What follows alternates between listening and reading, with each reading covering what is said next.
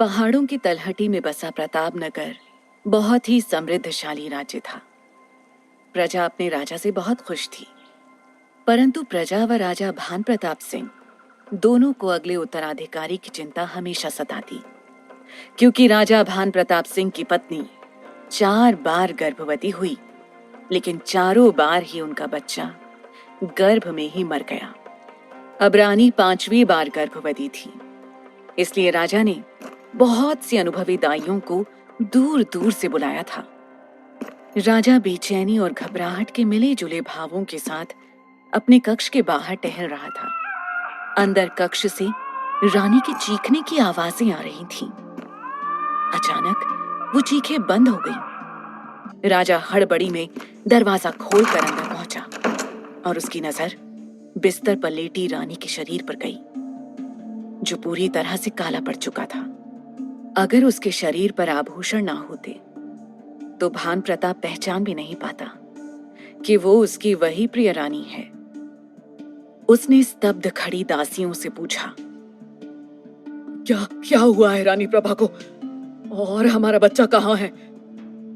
भान प्रताप, संभाल अपनी इस अभिशापित बच्ची को।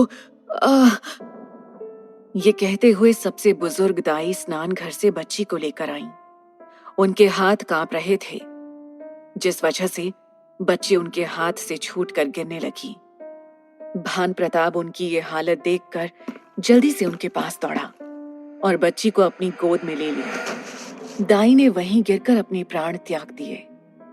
भान प्रताप ने देखा कि उस दाई के दोनों हाथ भी वैसे ही काले पड़कर झुलस गए थे, जैसे उसकी पत्नी का शरीर हो गया था। जल्दी से कोई इन्हें देखो, भान प्रताप ने कक्ष में मौजूद औरतों से कहा। एक औरत उनके पास आई और उसने डरते हुए उस दाई की नब्ज को देखा। राजा, इनके प्राण भी आपकी पत्नी की तरह ही निकल गए हैं। क्या? ये नहीं हो सकता, ये नहीं हो सकता। कहते हुए सदमे में राजा के कदम डगमगा गए और वो बच्ची को लेकर वहीं नीचे बैठ गए। भान, क्या हुआ?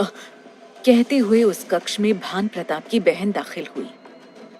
उन्होंने जब भान प्रताप को सदमे में बैठे देखा और उसकी पत्नी का झुलसा हुआ शरीर देखा तो भय से उसके मुंह से चीख निकल गई। हे अम्बे मां! कुछ दाई उनके पास आई और उन्हें सारी बात बताई। इंद्राणी ने संयम से काम लिया और कुछ सैनिकों से कहकर बेसुध भान प्रताप को उस कक्ष से निकलवाया और फिर कक्ष में आग लगा दी। अंत में इंद्राणी ने सैनिकों से भान प्रताप के हाथ से बच्ची को लेकर उसी आग में जला देने का आदेश दिया। जब सैनिक उनके पास आए तब जाकर राजा भान प्रताप अपने होश में आए और उन्होंने सैनिकों को गुस्से से देखा, जिससे सैनिक दूर हट गए। भान, होश में आ, ये बच्ची नहीं कोई अभिशाप है, मर चुकी है ये, छोड़ इसे, इंद्राणी ने कहते हुए बच्ची को भान प्रताप के हाथ से छीन लिया। बच्ची में कोई हरकत न होते देख भान प्रताप को भी लगा कि उसने अपनी पत्नी और बच्चे दोनों को आज खो दिया है। उसकी आंखें आंसुओं से धुंधली हो गईं। तभी उसे अचानक बच्ची के शरीर से एक रोशनी निकलती हुई महसूस हुई और उस बच्ची ने अपनी मासूम आंखें खोली और इधर उधर देखने लगी। बच्ची को जीवित देख भान प्रताप की खुशी का कोई ठिकाना नहीं रहा। उसने उसे बहन के हाथ से लेकर कस के गले लगा लिया। भान प्रताप ने उसका नाम मल्लिका रखा। भान प्रताप के सिवा किसी की भी हिम्मत नहीं होती थी कि वो मल्लिका को हाथ भी लगाए। धीरे धीरे समय बीतता गया। जब मल्लिका थोड़ी बड़ी हुई तब उन्हें पता चला कि वो देख नहीं सकती है। इस बात से भान प्रताप बेहद चिंतित रहने लगे। लेकिन जैसे जैसे मल्लिका बड़ी होती गई, उसने अपने पिता से अस्त्रों शस्त्रों की कठोर विद्या लेनी शुरू कर दी और वो अक्सर सैनिकों के साथ तलवारबाजी करती और उन्हें पराजित करती थी। आज वो पहली बार शिकार करने गई थी और भान प्रताप उसके आने का इंतजार कर रहे थे। पिताजी, पिताजी, आप कहाँ हैं पिताजी? देखिए, आज हमने एक मृग का शिकार किया है। मल्लिका दौड़ती हुई बगीचे में दाखिल हुई और उसने पिता से कहा, मल्लिका, हम यहाँ हैं। भान प्रताप ने मल्लिका की मीठी आवाज सुनकर कहा। भान प्रताप की आवाज सुनकर मल्लिका उनके पास पहुंच गई। भान प्रताप ने आगे बढ़कर उसको अपना हाथ दिया और पकड़ लिया तो उसने अपनी त्योरियां चढ़ाकर कहा, पिताजी, आपसे हमने कहा है ना कि हमारी मदद ना किया कीजिए। हम खुद ही सब करना चाहते हैं। आखिर हम प्रताप नगर की होने वाली रानी हैं। मल्लिका की बात सुनकर भान प्रताप ने उसके सिर पर हाथ रखा और कहा, मल्लिका, हम जानते हैं कि आपको किसी की सहायता की आवश्यकता नहीं है। आपने अपने ना देख पाने की कमी को अपनी दूसरी खूबियों से कम कर दिया है, परंतु जीवन में कुछ चीजों में तो किसी न किसी के साथ की आवश्यकता होती है। हम तो हमेशा साथ नहीं रह पाएंगे, तो आपके साथ एक जीवन साथी होना जरूरी है। इसलिए कल ही हमने आपका विवाह हमारे पड़ोसी राज्य के राजकुमार वीरभद्र के साथ तय किया है। अचानक अपने विवाह का जिक्र सुनकर मल्लिका चौंक गई। उसने कहा, क्या पिताजी, आप ये क्या कह रहे हैं?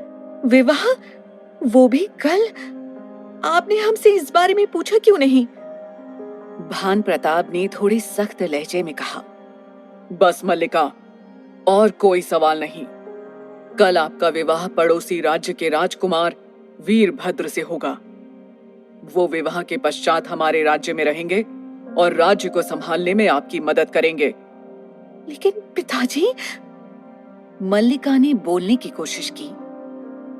बस मल्लिका, ये हमारा आदेश है और आपको ये मानना ही होगा, कहकर वो वहां से चले गए। उनकी इस बात से मल्लिका बिल्कुल खुश नहीं थी, परंतु उसके पिता ने उसे जीवन में पहली बार कुछ आदेश दिया था, इसलिए वो ना चाहते हुए भी अगले दिन विवाह के लिए तैयार हो गई।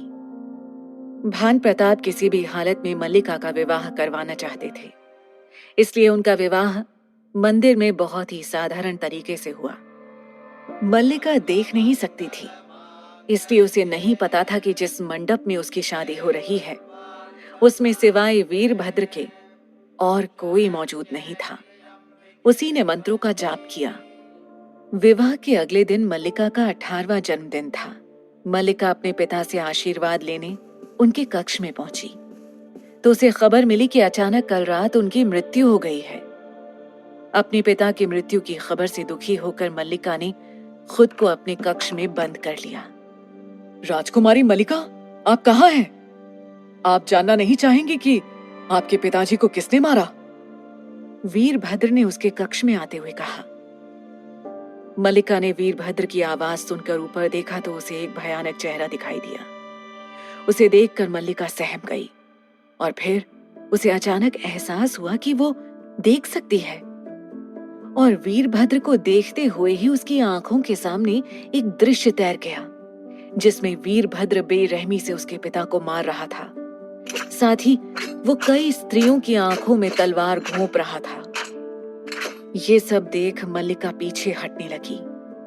वीरभद्र, जो कि इस बात से अवगत था कि मल्लिका के 18वें जन्मदिन के बाद वो अपनी शक्तियों को पालेगी, उसकी शक्तियों को छीन खुद बेहद शक्तिशाली बनने के लिए उसने ये षड्यंत्र रचा। उसे ये भी पता था कि मल्लिका उसके भयानक राक्षसी रूप को देख पा रही है जिसे कोई साधारण मनुष्य नहीं देख सकता। मल्लिका सहमकर पीछे हट रही थी। वीरभद्र ने अपनी तलवार निकाली और मल्लिका पर प्रहार करना चाहा, लेकिन मल्लिका, जिसे अच्छे से अपना बचाव करना आता था, उसने बिना किसी हथियार के ही वीरभद्र का सामना किया। मगर जब उसे लगा कि वो वीरभद्र से नहीं जीत सकती तो उसने उससे कहा, वीरभद्र, तुमने मेरे साथ छल किया है। मैं तुझसे अपना प्रतिशोध लेने वापस आऊंगी, कहकर वो अपने कक्ष की खिड़की से कूदकर राजमहल से भाग गई। हाँ, मुझे जानना है आगे क्या हुआ? वैदेही ने कहा। वैदेही 21 साल की बेहद खूबसूरत लड़की है। वो आज प्रताप नगर के मंदिर आई है, जिसकी एक दीवार पर हाथ रखते ही वैदेही ने खुद को एक गुफा में पाया। गुफा में अंदर जाते हुए वो गुफा की दीवार पर लिखे शब्दों को फोन की रोशनी से पढ़ रही थी। अचानक उसकी फोन की बैटरी खत्म हो गई, जिससे पूरी गुफा में अंधेरा हो गया और वो आगे राजकुमारी मल्लिका की कहानी नहीं पढ़ पाई। वो मल्लिका के बारे में जानने के लिए बहुत उत्सुक थी। ओह गॉड, अब मैं क्या करूं? आओ मल्लिका, आखिर तुम्हें वापस आना ही था। अचानक गुफा में एक आवाज गूंजी। उस आवाज को सुन वैदेही उस ओर बढ़ गई। आगे उसने अचानक कुछ ऐसा देखा जिसे देख वो पूरी तरह से चौंक गई। सामने गुफा के अंत में एक बड़ा सा कमरा था, जिसमें चारों ओर जलती हुई मशालें लगी हुई थी। शायद यहाँ कोई रहता है। अब क्यों ना उस इंसान से जाकर मैं मल्लिका के बारे में पता करूं? ये सोच वैदेही वहां किसी को ढूंढने लगी। तभी उसकी नजर एक बड़े से ताबूत पर गई। उसने उस ताबूत पर हाथ रखा तो ताबूत खुद ब खुद खुल गया। वैदेही ताबूत के खुलते ही थोड़ा डर के पीछे हो गई। तभी उसकी नजर ताबूत के अंदर रखे एक शरीर पर गई, जो हूबहू उसकी तरह दिखता था, बस उसका पहनावा अलग था। उसे देख वैदेही बहुत ज्यादा घबरा गई। उसने कांपते हुए अपने हाथ को आगे बढ़ाया और उस शरीर को छूने की कोशिश की, लेकिन हैरानी की बात यह थी कि उसका हाथ उस शरीर के आर पार हो गया। अचानक कक्ष में जल रही सारी मशालें बंद हो गईं और गहरे अंधेरे में उस ताबूत में रखी लड़की की आंखें खुली। उसकी आंखें लाल थीं। उन आंखों को देख वैदेही चिल्लाकर बेहोश हो गई। उसके बेहोश होने के बाद ताबूत में रखी उस लड़की की आंखों में इतनी रोशनी हुई कि पूरा कमरा जगमगा उठा। कुछ देर बाद वैदेही को एहसास हुआ कि उसके हल्के से शरीर को किसी ने बाहों में उठाया हुआ है। उसने अपनी आंखों को खोलते हुए उस इंसान का चेहरा देखने की कोशिश की और खुद को रिहा करने के लिए अपने हाथ चलाने लगी। वो उस शख्स की बाहों से छूटने की हर मुमकिन कोशिशें करने लगी, लेकिन उसका शरीर काफी कमजोर था और उसकी आंखें कुछ देख ही नहीं पा रही थी। काफी देर बाद जब उसकी आंखें पूरी तरह से खुली तो उसने खुद को अपने बिस्तर पर पाया।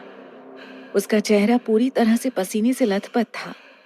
उसने सामने दीवार घड़ी में टाइम देखा तो उसमें रात के 9 बज चुके थे और जो उसने अभी महसूस किया था वो उसे पूरी तरह से भूल चुकी थी।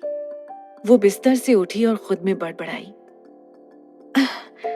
किसी ने डिनर भी नहीं किया होगा और अतुल यहाँ आया है, मुझे उससे वो इम्पोर्टेंट बात भी तो करनी थी। कहते हुए उसने खुद के कपड़ों को देखा जो पसीने से पूरी तरह भीग चुके थे। उसने सोचा, ऐसा क्या देख रही थी सपने में जो मुझे एसी में भी इतना पसीना आ रहा था? ये मैं क्या सोचने बैठ गई? ये सब बाद में, अभी मुझे जाना होगा वरना अतुल चला जाएगा। ये कहकर वो बाथरूम में गई और शावर लेकर ब्लैक सलवार सूट पहनकर अपने कमरे से बाहर आई और किचन में जाकर अपने हाथों से सारा डिनर तैयार किया। डिनर बनाने के बाद वो गेस्ट रूम में गई जहां अतुल ठहरा हुआ था। जब वो दरवाजे को नॉक करने ही वाली थी तो उसे कुछ आवाजें सुनाई दी, जिससे उसके हाथ वहीं ठहर गए। तो आखिर क्या हुआ था मल्लिका के साथ? क्या सच में मल्लिका कोई अभिशापित आत्मा थी या कोई दैवीय इंसान? क्या मल्लिका ने लिया है वैदेही के रूप में दूसरा जन्म?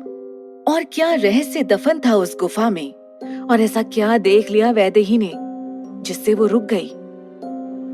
क्या है इन सभी सवालों के जवाब? अगर आप जानते हैं तो हमें कमेंट बॉक्स में बताएं।